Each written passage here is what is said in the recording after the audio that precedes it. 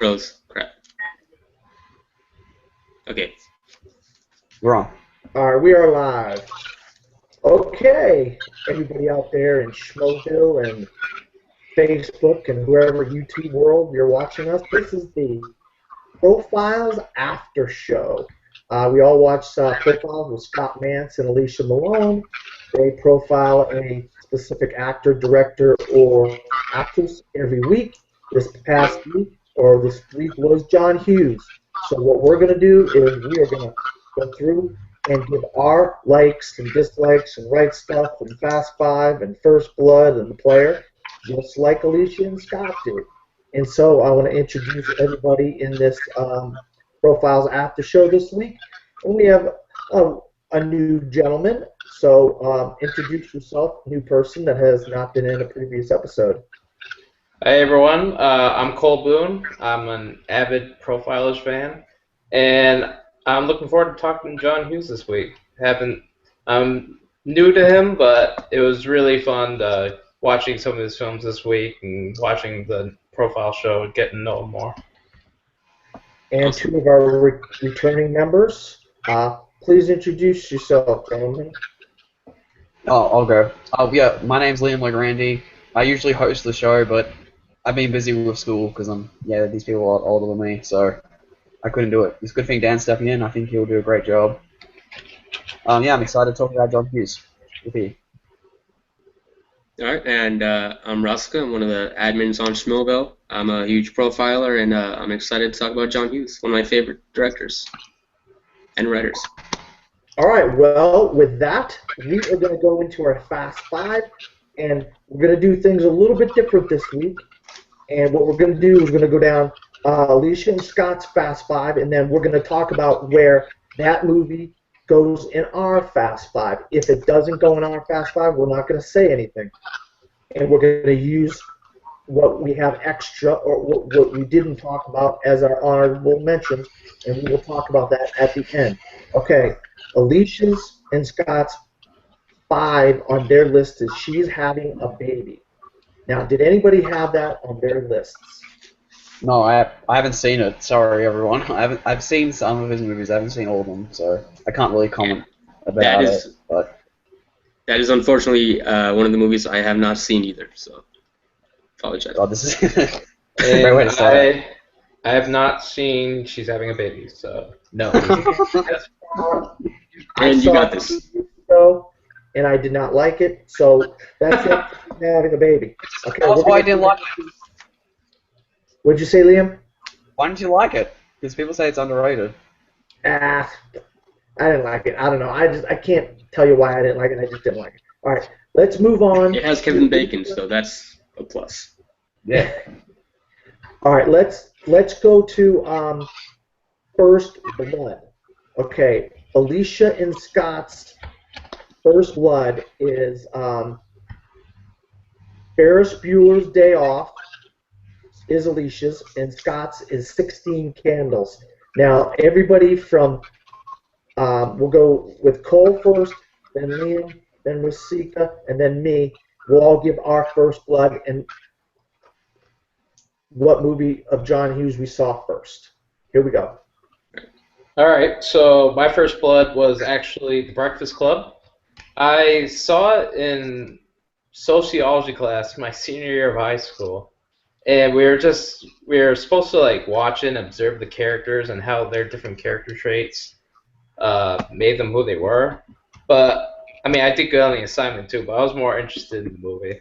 I thought it was just it was really interesting. I thought it was really well written, and I really liked Clark, Bender, and what's the assistant principal's name? Paul Gleason. Paul Gleason, that's what I call him. Yeah. So I really enjoyed that movie. That was my First Blood. All right, Liam? Yeah, my First Blood was Ferris Bueller's Day Off. I don't know. It depends if we're talking about writing here. If we're talking writing or directing, I'd say directing. Yeah, it was Ferris Bueller for directing. I saw it. I don't know, like in junior school. I know when I was like 11 or 12. Yeah, I don't really remember a lot of it back then, but I have seen it since, and I remember enjoying it a lot. It's a good movie, and I just remember it being very funny. Matthew Broderick, who really owned that role. I just don't really want to talk about a lot why the movie because I don't want to waste it on this. So, Raska, you wanna? All right, so we can do either directed or written films. Yeah, might as well. Well, First off, whenever you All saw right. his, Well, my first blood was Home Alone, which is written by John Hughes, and not only is it my first blood, but it's one of the first movies I ever saw in my life. And I mean, I remember the day after I saw that movie, I pretended that my parents weren't home, and I just started making booby traps all over my house, pretending that there were people invading. So yeah, I mean, it had a huge impact on my childhood. So that's my first blood. all so you right, like the mine. flick pick? What'd you say, Liam? So Raska, you like the flick pick? Oh yeah. Uh, all right. Well, mine was Weird Science, and let me tell you something. As a fan of Universal Monsters, I just ate up Weird Science. I thought that was the most funniest, innovative, interesting movie, and I'll talk about Weird Science later. Okay, now we're going to get back to the Fast Five, and Alicia's and Scott's Fast Five number four is planes, trains, and automobiles. So once again, we're going to go from Cole, Liam, Rasika, and me last. Let me know what you thought of planes, trains, and automobiles and where it stands on your lists. Okay, so I put Planes, Trains, and Automobiles number 5 in my Fast Five. I actually really enjoyed this movie. I watched it last week for the first time, and I'd heard about it because it's kind of like the original like Due Date with Zach Galifianakis and Robert Downey Jr.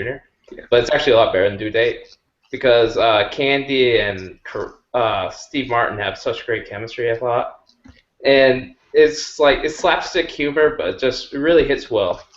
So I I really enjoyed it. Yeah. Liam? Well, that's actually my number one. I got on Blu-ray. Wow. It's one of my Nice. it's one of my favorite comedies. I mean, it's probably my favorite Steve Martin performance as well. And then, like Alicia and Scott, they said on there how like it builds up and gets angrier and angrier. That's what I love about Steve Martin in this movie as well. He's very funny, even though he's a bit of a douche at times. You still want him to see him get home to his family, Thanksgiving, and John Candy probably gives his best performance, like what Scott and Alicia said. He's, like I said, another likable character, but instead of being just a douche, he's a bit of an idiot. Like the Odd Couple, but like they don't really go near the cliches and everything. It's very funny, like what Cole said. The slapstick humor is very good, and the ending is very touching. I mean, like they said at the end, it did work really well considering it was all comedy. Yeah, it worked so well. Yeah, that's my number one already on this list. So yeah, that's That's a it. good one. Yeah. Planes, Trains, and Automobiles is my number 4 on my Fast Five, and yeah, I mean, like all the reasons you guys said, it's one of, if not the best road trip movie, and it's because of Steve Martin and John Candy's chemistry that it works so well, and it has such a perfect balance of the comedy and the drama. I mean, there's moments where you just laugh out loud, like those aren't pillows, and then and there's other times when when John Candy's like, I like me, my wife likes me, I just break down crying every single time. So that's why it's one of the best. And it's number 2 on my list of movies. And just to let you know, I only used directed movies on my list. So Trains, Planes, and Automobiles is number 2 on my list. And I mean, you talk about one of the best buddy comedies and road trip movies and hilarious. And it really showed the times we lived in back in the 80s. And I know you guys are all younger than me, but it's so funny and how what a scammy character John Candy was. But I always thought, I'm going to go off subject real quick here, guys, that, we do the cars and the planes movies with Pixar. I always thought, what a great idea to do a animated planes, trains, and cars movie. and then add trains, and then the whole world of Pixar's cars and planes. And you could do some of the same actors. You get Owen Wilson and some of the main characters. I would love to have seen like a modern day take on planes, trains, and automobiles using the Pixar movies. But okay, now we are going to the right stuff. Um, on Scott's list, he had Twist and Shout, and on Alicia's, Yes. on Alicia's list, he had I guess that was a scene in where someone was singing and doing a dance in one of the movies, Twist and Shout. That's I think it's Chubby Checker did the original song Twist and Shout, and then It was the Alicia Beatles. was the Beatles. The Beatles. Good job, Liam. Good job. I forgot all about that. Oh, That's right. Scott's gonna Come on. make sure he doesn't watch this. Yeah, I know Scott's gonna kill me. All right. Alicia's Bender takes out screw. He tries to open the door, and the door closes, and he curses. That's in what is that in? I can't. Oh God, Bender. Breakfast Club. That was in the Breakfast Club. Okay, so anybody that's got right stuff, we're gonna still go in the same order. Cole, Liam, and Rasika. And if anybody doesn't have the right stuff, we'll just go to me. All right, here we go. All right, so yeah, I do have the right stuff, and I came up with it before I saw the show, and it's actually the same scene as Scott Mance's, and it's when Ferris is Twist and Shout on the parade float. I just really like that scene because everyone is so into it, and they're all having such a fun time, and like when I was watching it, I was like, oh, Ferris Bueller's so cool. Like his hair's all messed up, and he's just going with it. And I just thought that's my favorite John Hughes scene. It never gets old. All right, Liam. I would have gone with the same thing because I've become a Beatles fan thanks to Scott Mann. I actually listen to their music quite often. So I would have gone with that, but I'm going to go with the end of Planes, Trains, and Automobiles. You know, when spoilers if you haven't seen Planes, Trains, and Automobiles, I think it came out in 1987, so I think you've had enough time to see it by now. And basically, it's revealed John Candy's wife's been dead for a really long time, and he has really nowhere to go. He just keeps traveling. So Steve Martin takes him home for Thanksgiving, and yeah, it's very sad. The music, I can't remember the song that's played, but it was very sad. I remember it being very emotionally powerful, and that was what the great thing about Hughes was. Like what Razka said, like he can balance drama and comedy really well together, and that makes that scene very powerful. And definitely one of my favorite John Hughes songs. All right. Yeah, my right stuff is it's the last scene of Breakfast Club when Vernon is reading the letter by Michael Anthony Hall, and you know that the monologue is going on, and then Bender's you see him walking, and he puts a fist in the air, and you know the "Don't You Forget About Me" starts playing. It's one of the best endings of all time to any movie, and yeah, that's my right stuff. Well, mine is I mean, as a kid, probably like, I don't know, between 10 and 12 years old, I saw Weird Science, and when those guys created, like, at the time, the perfect woman, and I was like, oh my God, you can create a goddess out of a machine with the throw a few things in there, and you get the thing. When Kelly McGillis walks out of that machine, I was like, my jaw was dropping. That was my right stuff scene. And I did forget to do one thing. I wanted to go down and let everybody know a little bit about John Hughes, so I'm just going to do that really quick right now. John Hughes was born in 1950 in Lansing, Michigan. He went to Arizona State for college, and his directorial debut was 16 Candles. All right, with that note, we are going to go on to Scott and Alicia's Fast Five, number 3. And it's 16 Candles. So, once again, from the beginning, Scott, Cole, Liam, and then Lucika. Give us your Fast Five, number 3. Well, 16 Candles wasn't in my Fast Five, so Okay. Go to Liam. Well, you can still talk about it, can't you? Or Because I haven't seen it. I I, thought you. I haven't Sorry. seen it. I haven't seen it either. Okay, I have seen it. It's not in my top Yes. five, unfortunately. It was actually my overrated, but I still do like the movie. I think it's a great look at what it means to be a teenager and to go through a sweet 16 and the troubles teenage girls face. Um, I liked some of the characters in it, like Long Duck Fong, what's his name? Long Duck Dong. Long Duck Duck, yeah. like that scene like right after the party when he's just lying drunk on the ground. It's like no more Yankee my wanky. Don't go need to be. He's drunk as a skunk. Yeah. There's a lot of parts in that movie that I like. I don't love the movie like some people do, but it's one of the best. It's a good John Hughes movie. Well, that's one of the first ones that I ever saw. And as a teenager, as a young teenager at the time when it came out, I was like, oh my God, I don't want to go into high school. I was like 11, 12 years old now. And I was, oh no, I'm dreading going into high school. High school's going to be horrible. They're going to pick on me. They're going to give me a hard time. And, the Molly Ringwald character, I just was like, oh, please, life, please be not, high school not be like her life. She seemed like she was miserable in high school. I'm like, oh, and Michael C. Hall, I wanted to be like, what's his name? No, Michael C. Hall. Is it Michael C. Hall? Michael Anthony Hall. Michael Anthony Hall. Michael Dexter. He didn't kill anybody. Can't kill anybody. I screwed that up. But Mike, I wanted to be like him. He just seemed cool to me.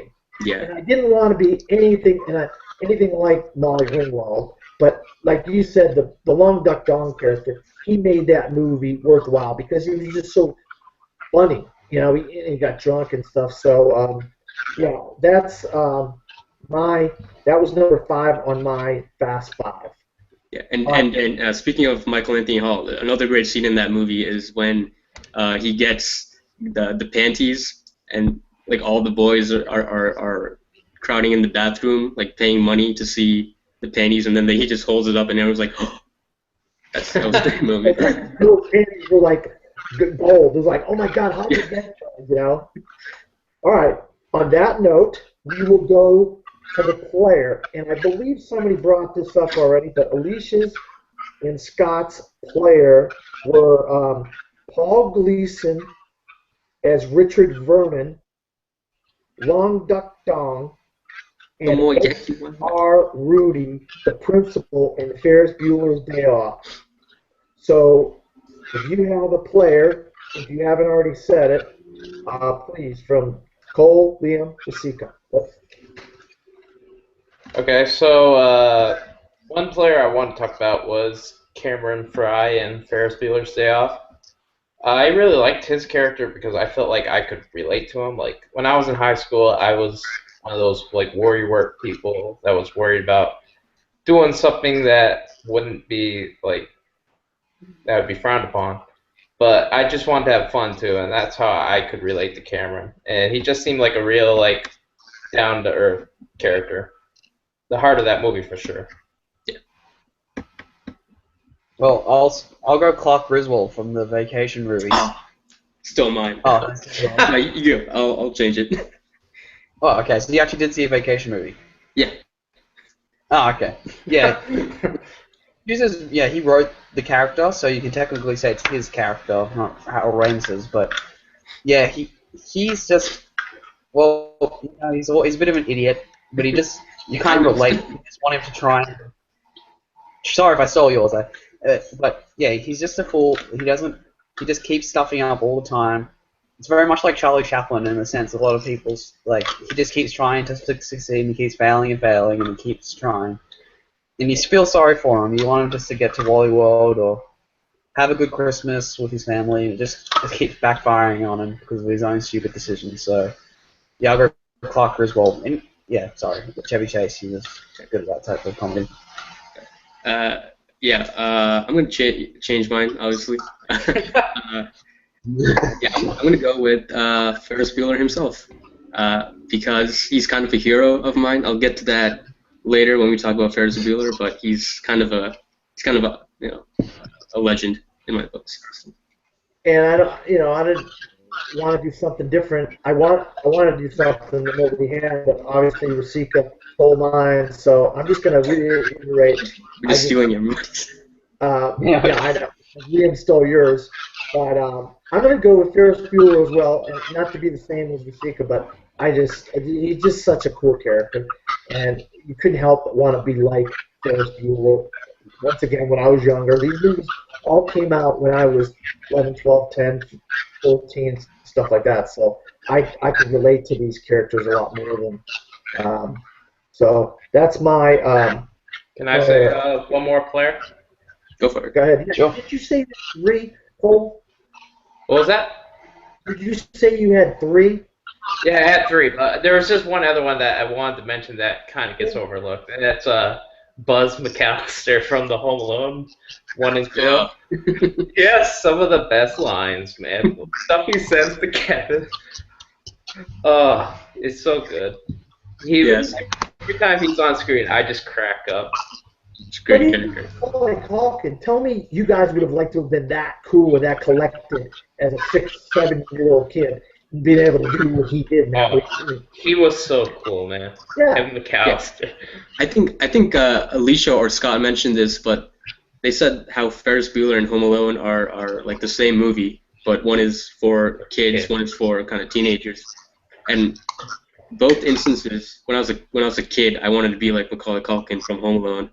When I was in high school, I wanted to be like Ferris Bueller. So And if there was like another like my second right stuff, it'd be from Home Alone when he puts the video on when Marv tries to break into the house and he keeps pausing it and he puts the firecrackers. That scene's so funny. Yeah, that really was that. Well, I've got a fact about Home Alone if you want me to just say it. go for You may it. not know Not this. yet, not yet, not yet. Pesci's character, Harry Lime, it Oh, was originally going to be Robert De Niro playing him, but he didn't want to do it. So since Robert De Niro and Joe Pesci are good friends in real life, he just offered it to Joe Pesci, and he took it. There you go. Also, I just realized saying that Harry Lime is the villain in The Third Man. Have you seen that movie? Anyone? No. Sorry to It's got kill you, Orson Buzz. Welles in it. What was that? It's got Orson Welles in it. Have you never heard of it? You're the classic guy here, man. I know I've seen it. I just can't remember it right now, man. I've seen so many movies, man. It's hard for me. I know who Orson Yeah, Welles no. is. Yeah, I know him. Yeah, it came out Okay, in 19. Sorry, we get off track. We'll get back. I talked over what you just said. What did you just say? I just said let's get back on track. Oh, okay. All right, we're getting back on track now. All right. So Alicia and Scott's, and I know we're going to have a lot of discussion on this, is Ferris Bueller's Day Off at number 2 on their Fast 5 list. So everybody I know has got a lot to say about Ferris Bueller's Day Off. So we'll start with Cole once again and right on down the line. Here we go. All right, so yes, I had Ferris Bueller's Day Off on my list, and it was number 2. I put a written film as my number 1, so if you're going by director films, it would actually be my favorite John Hughes directed film. But I just really like this film because, unlike The Breakfast Club, which focused on a lot of the emotions of the characters and stuff, this one was just a fun teen movie, teen comedy, and I really like the chemistry between Cameron and Ferris, and it was interesting to hear it on the actual profile show when Alan Ruck called in and said that they worked on a play together and for like 9 months and became really close, which I didn't know before, and I thought that was interesting, and it really made their relationship more believable. But yeah, I really really enjoyed that movie. It's a really fun film. Well, Ferris Bueller's at my number 3 spot on my Fast 5. Yeah, it's a great movie. It's a fun comedy. I think that's what the thing you got to go in. It's just a really fun movie. You got some great characters. Of course, Hughes, he just writes really creative, very funny characters, original. And Matthew Broderick, would we all agree that's probably his best performance? Or Yeah, I'd say so. Yes. it's the only one because you don't really see him do anything else after Ferris Bueller. I mean, he was really good in Godzilla 1998. And he was Oh, don't talk about that. and he was causing car accidents. That's what he was doing. So Oh, Inspector Gadget. Yeah. Come on, guys. Oh, shit. I love video games. I heard there was a remake of War Games coming, but I guess Oh, I'll get back. Sorry. So yeah, it's you guys have pretty much said much about it, but he said pretty summed up what I'd say about it. It's just a great movie. It's a great sporting cast and great everything. I'd recommend watching if you haven't seen it. Yeah, I mean, you guys pretty much said most of what I was going to say, but yeah, I mean, he's kind of a legend in my books. I have a funny story about Ferris Bueller, actually. I saw it in my senior year of high school, and I I related to Cameron a lot because I had a friend who always skipped class, and and he recommended this movie to me, and I saw this movie, and the next week, what did I do? I skipped class for the first time in my life. And yeah, I mean, it's kind of it's a teenage fantasy, to skip class and just experience the world when doing school, and yeah, it captures the spirit of being a teenager so well. So that's why I love that movie, and I agree it is Matthew Broderick's best role. I have Ferris Bueller's Day Off as my number one movie, and I mean, the reason why is I just could relate to the Ferris Bueller character so much because I wasn't that good at school. My family moved around a lot, and we moved schools a lot, so I didn't have a lot of friends, and so it was easier for me to just go home, stay home, pretend like you're sick, then go to the comic book store or go see a movie or just watch TV at home and hide under the bed so mom and dad didn't see me. And then when they were gone, I would go to work. They would go to work. I would turn the TV on and just watch movies or something. So I really related to Ferris Bueller's Day Off and Ferris Bueller, especially the baseball game scene. I always wanted to skip school and go to a baseball game or a sporting event because I'm a huge, huge sports fan. You might tell by all the hats that I wear all the time. Go Irish. No. So I mean, I'm a huge, huge fan of Ferris Bueller's Day Off, and I love the Red Wings jersey he was wearing. I love Steve Yzerman. He played for the Red Wings a couple, 10 or 15 years ago. So, all right, now what we're going to do is I know you guys had some trivia. Can I say one thing? Oh, go ahead. Oh, I just want to say one quick thing. I was sitting in my ancient Roman Greece class today, and my pretty dull and boring professor asked a question, and nobody was saying anything. She's just like, Bueller, Bueller. I was just like, hey. That movie transcends. It's one of those, you always hear this for Schwarzenegger's line. Everybody always talks about Schwarzenegger's lines or Casablanca's lines in a normal nomenclature. But Bueller, Bueller, Bueller, all the time you hear Bueller, Bueller, Bueller. And Ben Stein, I mean, anybody ever watch that game show that he used to host, Winning Ben Stein's Money? That was a fun show to watch. Those questions weren't easy either. And he was, Well, can I bring up? I know we're doing trivia questions. I'm just going to say this. Ben Stein was actually the writer of the press for, I believe, Ronald Reagan or George Bush. He used to write a lot of his speeches for. Oh, wow. Or no, Nixon. My bad. Not. It was Nixon. Ben Stein was the speechwriter for Nixon's. A lot of his speeches that he had to make. So that's a little bit of trivia there. Okay, we're going to go down to the trivia that everybody else has. I just want to ask about what do you think about the theory of Ferris Bueller, about how Cameron's just imagining everything that Ferris doesn't exist. It's an interesting theory, but I don't know. I thought of that while watching it, and like some parts, like it kind of worked, that theory, but then I was just like, nah, Ferris is real. Yeah, I mean, some of the movie is it's Ferris's movie, so I don't know. Yeah. Well, because Is it he as real as does saying fall. that his favorite movie? All right, what'd you say, Liam? Is Ferris as real as Dan saying that his favorite movie of the year is Tusk? All right, we're not going to comment on that, but what I am going to say about Ferris Bueller is this: he pretends to be sick.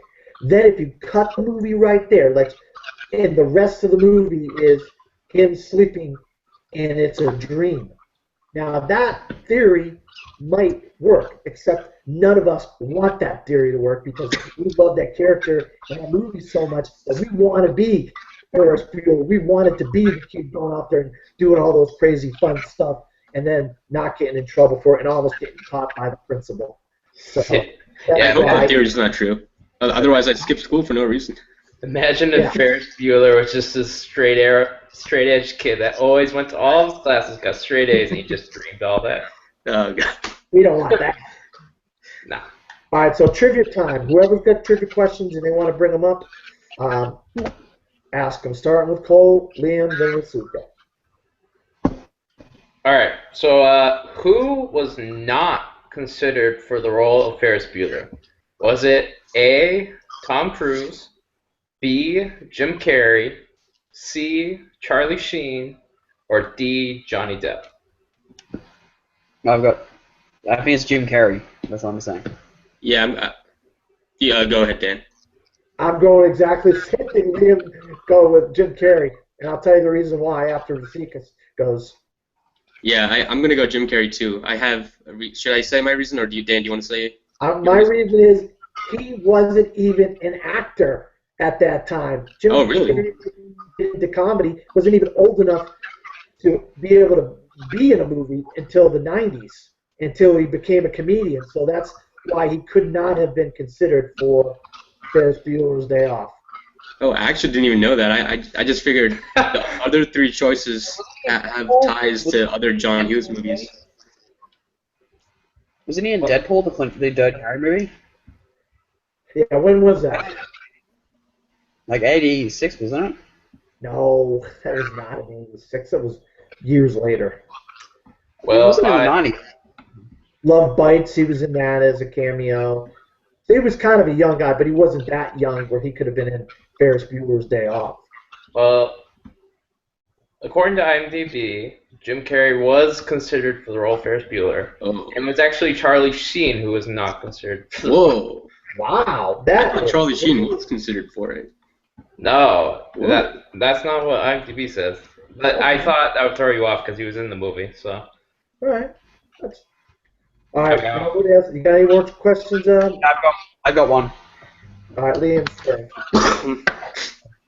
When John Hughes wrote the scripts for his movies, he always fought the people to write these specific characters for. Which of the following actors did he not consider for his characters? Okay, so for characters in his movies. So is it A. John Candy, B. Anthony Michael Hall, C. Kevin Bacon, or D. Molly Ringwald? Oh man, I think I know this. I think I did too. You go, Rizika. I'm gonna say Kevin Bacon. Yeah, I was gonna say as well. Just because the other three he's collaborated with the most. So Yeah, it's got to be Kevin Bacon. Yeah, It's got to be Kevin. I just thought of all the actors I can think of who are in these movies. Sorry, I was Bacon. doing this one. wait. So what was the answer? It's Kevin Bacon. It was Kevin Bacon. Okay. I feel disappointed. All right. You got I'll a try and trivia get- question? What was that? Your trivia question? No, I have one for Breakfast Club. So. You And already- Pretty in Pink if we want to talk about that movie. All right. What did you say, Rustika? No, I don't have one for Ferris Bueller, so we can. No, But- no. You, No, we can say Question anything. in general. Oh, any trivia? Yeah. Okay. Well, did you know that in Breakfast Club, John Hughes almost fired Judd Nelson because of the way he treated Molly Ringwald behind the scenes? So he was trying to get into character, so he would always kind of have a bad have bad behavior with her, and he almost got fired because of that. But it was who's the guy? Who's Vernon? Who's the actor again? Paul Gleason. Yeah, he convinced John Hughes to keep Judd Nelson. Yeah, just Okay. Judd Nelson didn't have anything nice to say about, or anything to say that to that matter about Molly Ringwald the other day when he called in. So Yeah. You got any more Cole trivia questions? yeah. So how old was Judd Nelson during the filming of The Breakfast Club? A, 20 years old. B, 22. C, 24. Or D, 26 years old. I'm gonna say 26. Yeah, I'll go with that. I'll go with that too. Dan. I'm going with 20. It was 26 years old. So Liam and Oscar got it right. I'm trying to get right now. I'm trying to get one. I've actually got one. You got another one? I've got a trivia one. I'm just doing it now. Hold on. I'm getting it up. Yeah. Do you have another one, don't you, Cole? Yeah, I do. I have one more. This one you just guess. So how long does it take for Allison to speak in The Breakfast Club? How many minutes into the film? Whoever's closest gets the I point. haven't seen the Breakfast Club, so. Can you repeat the question real quick? So how long does it take for Allison, the basket case, to speak in The Breakfast Club? I would say 20 minutes. Dan? I'm going to say hour and 45 minutes. Oh. Well, Rasika's closer. It was 33 minutes. I thought Dan got it with that specific number. Liam, you got yours yet? All right. Yep, I've got it. All right. So, which out of these 4 TV shows was the premiere episode dedicated to John Hughes' memory? Okay, so it's like a dedicated to him. So, was it A, Parks and Recs? Parks and Recreation? Or B, Community? C, Arrested Development? Or D, Freaks and Geeks? It's Community. Yeah. When they were in the table, yeah, it's Community. I would. Alright, what is it? Seems like these guys know. So, what is it? Damn it. This has been terrible. Tara, no, Tara. Hey man, I know my Community. Yeah, it's right. Yeah, it's Community. Okay, we're going back to our Fast Five now, and we're going to drum roll, please, Alicia and Scott's number 1, and I believe a lot of us probably have it on our list, and that is the Wait, Breakfast Dan, Club. are we going to do honorable mention before we do number 1? Do you want to? Well, honorable mentions after it, or? Yeah, do honorable mentions afterwards. Alright, sure. All right, so Alicia and Scott's number 1 is the Breakfast Club. So we're going to go right down the list again. Cole, Liam, and then Rasika. Talk about the Breakfast Club. I'll just say I feel really bad, but I haven't seen The Breakfast Club, so I can't actually say anything. I'm so sorry. I tried watching it yesterday. I just didn't get the time, and I can't say. I mean, as long as you watch it, you have to. Yeah, I will. So. I promise. Alright, yeah, so I put Breakfast Club at number 3 on my Fast Five. I really did like this movie, like I said, it was my first blood. But what I did like about it a lot was that these characters had emotions to them, and there was real depth to them. Like take Andrew, for example. He could be considered just this dumb jock guy, but he's written as a character that's having troubles at home, and that he's just really working hard to make his father proud. And that's what was so great about The Breakfast Club is that Hughes wrote these characters so well that you really believed them. And nowadays, would these kinds of people ever hang out? Probably not. But for that time, you really would believe it, I feel like. All right, Rasika, go. Yeah, Breakfast Club was my number one, just like Alicia and Scott's. Yeah, I mean, just everything about this movie. I think it's definitely Hughes' best written movie, and just everything it says about being a teenager. And I mean, I didn't grow up during it like you, Dan, but I would assume it had a huge impact on teenagers. Am I right about that? Yeah, Breakfast Club was a very interesting movie. I was a little bit young for that crowd in the Breakfast Club. Yeah, but I mean, just the way it, deconstructs the social cliques of high school. It's really moving. I mean, that one scene towards the end when they're all sitting in the circle. Sorry to spoil it for you, Liam, but That's cool. when they're sitting in the circle and they're just kind of talking about how they ended up in detention, it's a heartbreaking scene for me. I mean, I tear up like every single time. So, Yeah, I had my days where I was in detention, and then I had my days when I used to go hang out in the comic book store, and I got a bunch of my buddies, and that's the place we would hang out. And the diner was the place that everybody, think about it, everybody had to eat. So what? They would go to the diner.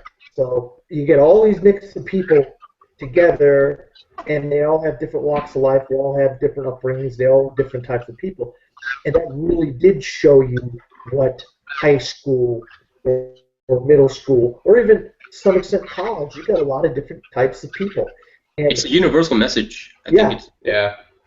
definitely, it's a universal message about kids, people from all over the country, people from different walks of life, different upbringings, and that's the part about the. It was the, you know, American Graffiti was kind of like the '70s version of the Breakfast Club in a lot of ways. You had a bunch Yeah. of kids, and they would go to the local drive-in and they would hang out. Well, the Breakfast Club was the diner, and then every decade we've had that kind of movie or two movies like that where they talk about the time and the place and the type of people and type of things that went on in the music and whatever. So it was this John Hughes version of American Graffiti, and he kind of really did. He probably hit. He did hit it on the head, and a lot of people love that movie, and it still stands the test of time because I know Cole and Rasika, you guys are a lot younger than me, and you guys really respect it a lot. And Liam, I know you being such a great film goer and a film buff, you're going to go see it because you're not going to let somebody say a movie's so good and then not go see it because I know how you are. You're a good kid and you love movies a lot, So, um, but you're frozen, Liam. I don't know what you did, but you're frozen, buddy. Oh, yeah. I'm here. Okay. All right. Sorry, So I now, am listening. Oh, okay. hold on. I've just got I've got something. I've just got First of all, Alicia commented on our link saying yay. So Alicia, if you are listening, thank you so much. yay. I don't know if she is, but what? Okay, thank you. And I've got some facts about the Breakfast Club. Okay, I don't know who this character is, but originally considered for the role of John Bender was Nicolas Cage. No way. I'm not joking. Oh He was man. considered John Bender. Because I don't know the character. I don't know. I can't really say if he'd be perfect for the casting. I don't know. Yep. And just speaking of Nicolas Cage, I've got up all of these movies that he was considered to be in. He was going to be Neo in The Matrix, Aragorn in Lord of the Rings, the main character in Eternal Sunshine and the Spotless Mind. I haven't seen that myself, but It's a Jim Carrey movie.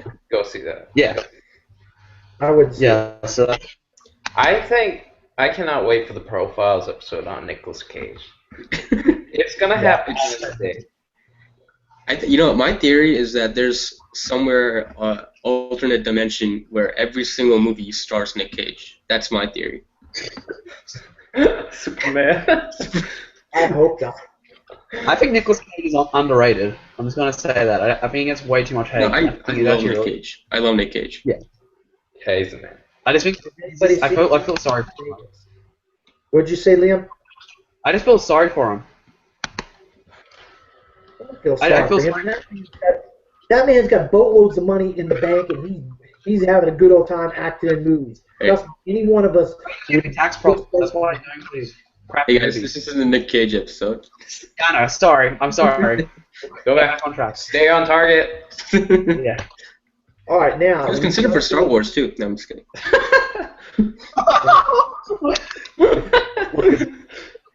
Who the hell would you play? Like an Ewok or something? Like, who like kid? Anakin all right. Skywalker. Dan, what do you got? You want to go good, bad, and ugly? Dan? Or no, it was honorable mentions, right? Yeah, I have underrated, and we can do you underrated as honorable mentions of movies that you had on your list that we did not talk about. And we're going to start like we always do. We're going to start with Cole, then Liam, then Rusika, and then me. And underrated or honorable mentions, same thing. And tell us the movies that are on your list that we haven't said.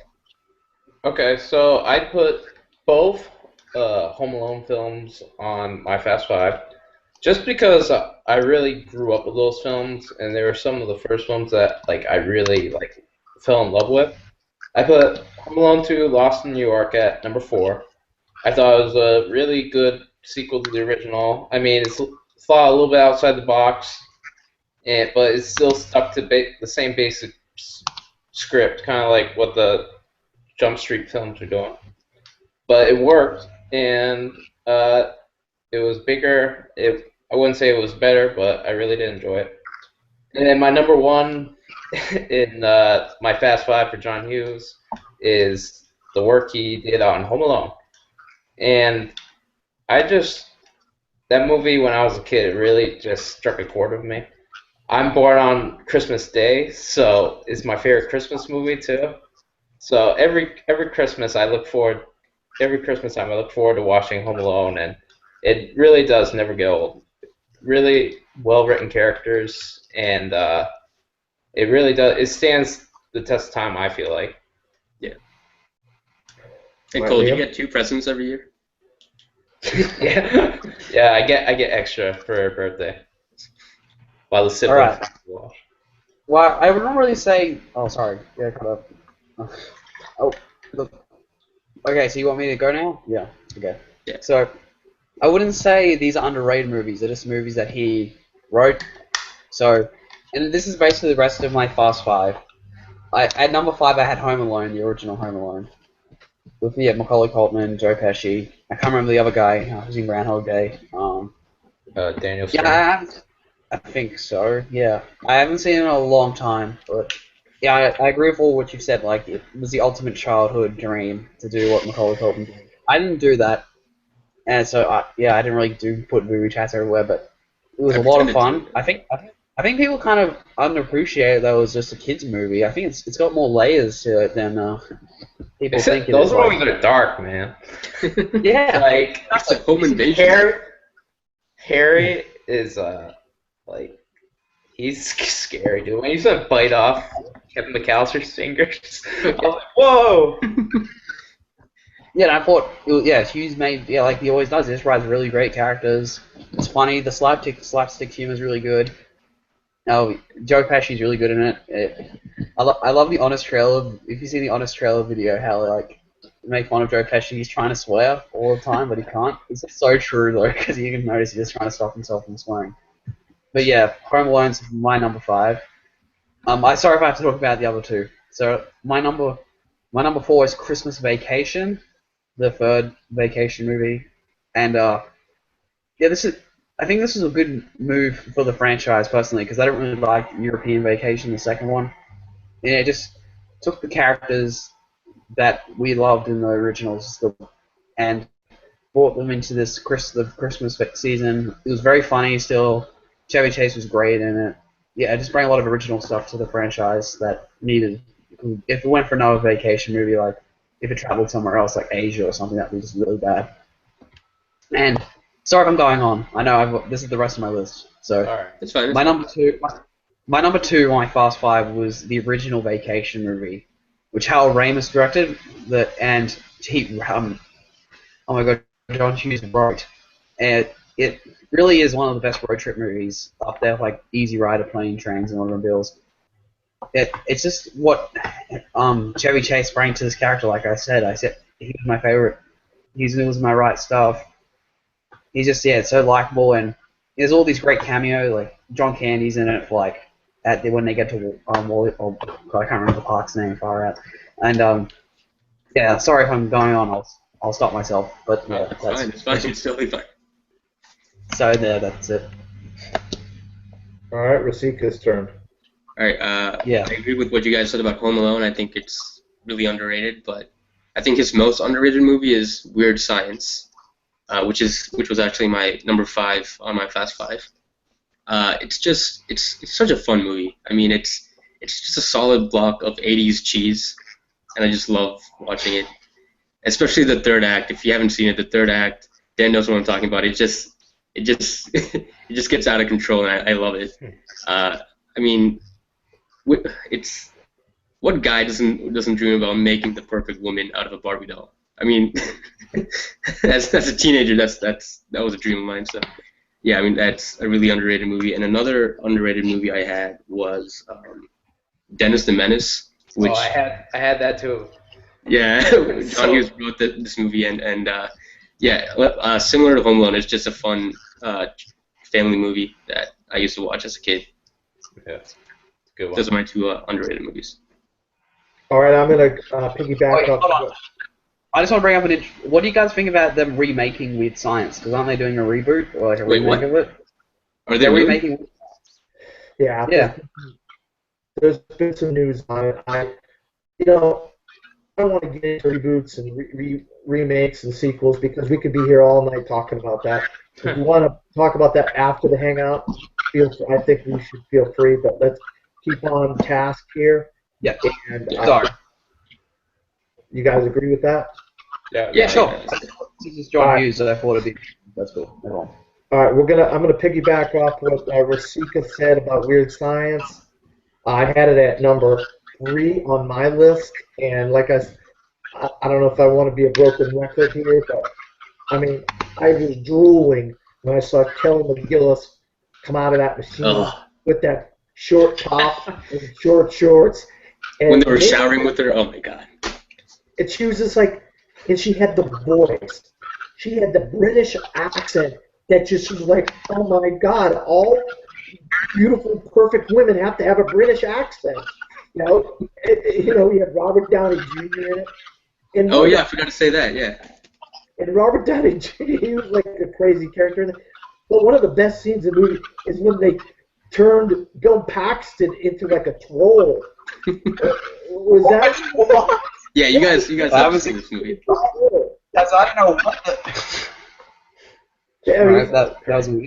you didn't You guys see that are coming. missing out. Don't see that coming. He was such a jerk in that movie. He was like the big brother to Michael C. Hall, and he was such a jerk, Bill Paxton was. And then they turned him into a troll. Is that what it was? A troll, Rasika? It looked like a crap monster. I don't know what it was. Yeah, a crap monster. I mean, it was just disgusting. But yeah, Weird Science is going to be one of my all-time favorite John Hughes movies. I mean, you can't have a list of John Hughes movies and not have Weird Science on there. But I did forget to mention Alicia's and Scott's underrated, and those are Weird Science. We've used that one already, and Christmas Vacation. So you guys are right on target with your honorable mentions and underrated because we've used both of Alicia's and Scott's. You probably don't even remember that those were them. Theirs. Okay. I have, Go ahead. Go ahead, Cole. Cole, go first because he raised his fingers, and everybody go after that. You have something to say before the end of the show. Yeah, I just wanted to do like I don't think. Well, they did bring it up on the show, like adaptation, like who could do John Hughes, and nobody. I agree that nobody, like John Hughes is like one of a kind. But one director that I did find that kind of came close, but not really.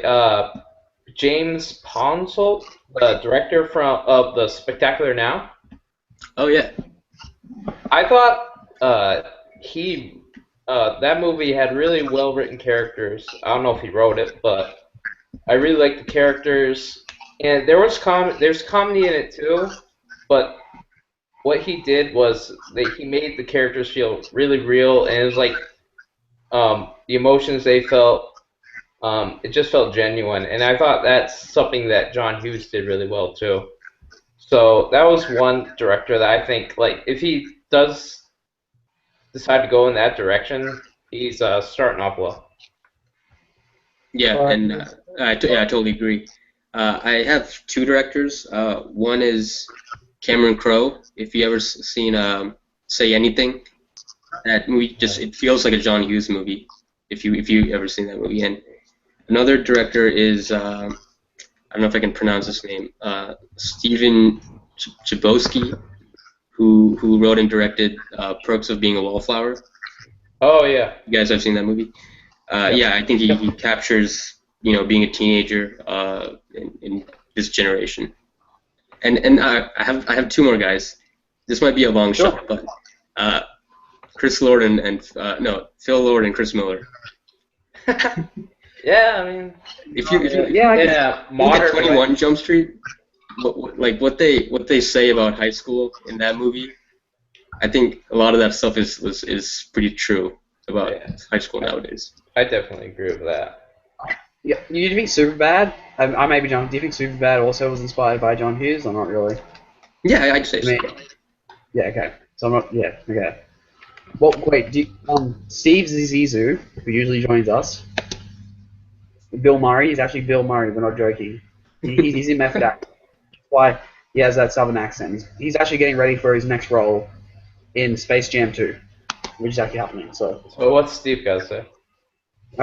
he just asked us saying, what do you all think of the possibility of a Ferris Bueller's Day Off sequel? So Which was asked he on the can't. show. He's playing Shadow Mortal. Dan, you got something to say? Yeah, and I think Alicia and Scott said it best on Profiles that when Matthew Broderick spoke, he said we talked about doing it within the first couple of years of it coming out, and then he was like, well, we didn't want to do the same thing over, and I agree with Matthew Broderick. I think that if you did a sequel, it would be like the original, and I don't think you could do a sequel. And I think that's a movie that stands the test of time, no matter if it came out in the 80s, the 90s, the 2000s, or the 2000 teens, that it can relate to anybody, any teen, any young uh, boy in high school and their buddies. So I don't see a reason why you would want to reboot that or do a sequel to that. You know, unless only one clue I had, all of us have worked, me included. Risika, you got in Cole, you're in college, and Liam, you're in high school. You're gonna go and get a Yep. job someday, and you're gonna want to take a day off for whether it be go see a movie, go to a sporting event, maybe go see a guest lecture, or go to a concert or something. So I think if they did an original idea using that Ferris Bueller's at work and he decides that he doesn't want to go to work one day because something, whoever know, I don't know what the reasoning. Maybe that might work if a good writer got a hold of it. And that's Like Office Space. one possibility. Would you say, Wasika? That's like Office Space. Have you seen that movie? Office Space. See, they've already done it. That's Yeah. why Matthew Broderick said you don't think you can do it. You know. But they did a sequel though. That ad they did. Oh Yeah, yeah. the car ad at the Super Bowl was great. But I think that's Yeah. the only thing you can do a nod to Ferris Bueller's Day Off, but you really can't do a sequel to Ferris Bueller's Day Off. You can't capture the heart of it. Yeah. Oh, yeah. Very creative. I Cole, was, you want just, to? All right, Cole, go ahead. I was just gonna say that, like, with Dumb and Dumber 2 coming out this year, I feel like that's gonna kind of diminish the magic that was Dumb and Dumber. So, like, and I really love Dumb and Dumber. That's a great comedy, but I feel like when you have something good, just let it go. Like, you don't. It's not always necessary to have a sequel.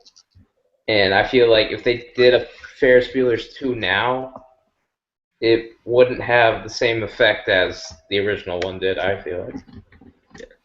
I think 22 Jump Street kind of made it a point that comedy sequels aren't They basically made fun of comedy sequels, and yeah. They are doing a sequel though. That's why Dan, you people didn't like. like it? No, I don't know. Um, I loved it. I'm just saying, like now. I uh, thought they'd stop after 22, but now they're doing 23. Yeah. And like Like, even Channing Tatum is against that idea. yeah, like they're obviously not going to get Phil Moore and Chris Miller back. I don't want to get into a rant about I them will doing say another. I did like the idea Alan Ruck had when he was interviewed. He said The how old people. yeah the Yeah, retirement home that would be interesting. that'd be fun. Yeah, that's pretty cool.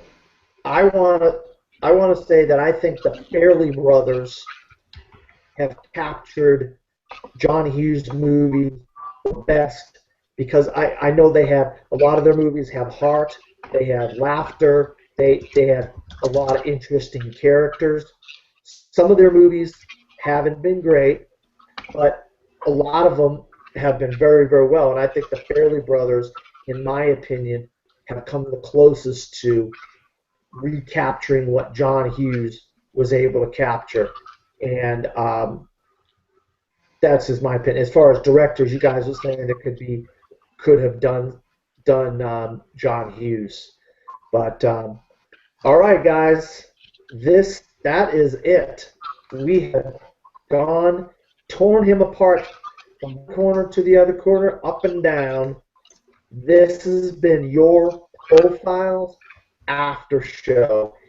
If you like this, please comment and like us, and hopefully we'll get you on to a future Profiles After Show next week around this similar time. We will be doing Francis Ford Coppola, and I know for me, for my sake, I cannot wait to talk about Francis Ford Coppola with some of these gentlemen and hopefully some new people. I want to keep Yeah. it interesting and have new people involved. And so that is it for this All right, week. hold on. Rasika, Cole, and Liam, tell everybody out there where you can be found. Well, first of all, I just like to say go to the Profiles Facebook page because brackets are going on over there for Francis Ford Coppola characters. They posted Michael Corleone versus Mecca, so go vote if you have liked the Profiles Facebook page. To go vote because they're a lot of fun to see what characters go up against it. But where you can find me, just go Facebook Liam Legrandi, Twitter at Mr. Legrandi, but I don't really use my Twitter as often as Facebook. So yeah, I think it's better to just search my name up on Facebook, Liam Legrandi. Yeah, you can find me on Facebook too. On Twitter, I'm at the Lovely Possum. Or you can just search my name on Twitter too. And I'm on Facebook, Cole Boone. Twitter at cboone57. CTB Boone57. And you can find me at a bunch of places. My own website is from the fourth row at WordPress.com. My name, Dan Skip Allen, at Facebook, Twitter, and Instagram. And you can also go on Facebook and look up the Best Damn Movie Show, where I do a weekly podcast with my buddy Vinny. I'm really looking for some traffic over there and comment on those videos. So for everybody on the panel, I just want to say thank you, and we will see you next week on the Profiles After Show. Peace Goodbye. out, my bro.